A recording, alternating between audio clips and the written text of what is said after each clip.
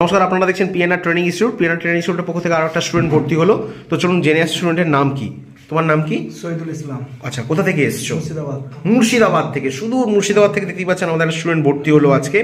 তো তুমি এখানে মানে প্রথম দিন এসে কি ভর্তি হয়েছিলে, নাকি আগে এলে দেখলে ফ্রি ক্লাস করলে? আগে দেখলাম, ফ্রি ক্লাস করেছি, তারপরে এসেছি। তারপরে ভর্তি, তারপরে আবার বাড়ি গেছিলে? বাড়ি গেছিলাম। দিয়ে তারপরে এসছো। ওকে ওকে। তো কি দেখে মনে হলো যে এখানে ভর্তি হওয়া উচিত বলে? ভালো লাগলো দেখে, ভাবনা চিন্তা করে এসেছি। আচ্ছা। দেখলাম, জয়েন করলাম। ইনস্টিটিউটের সঠিক সমস্ত কাগজপত্র সবকিছু দেখেছিলে? হ্যাঁ। ওকে ওকে।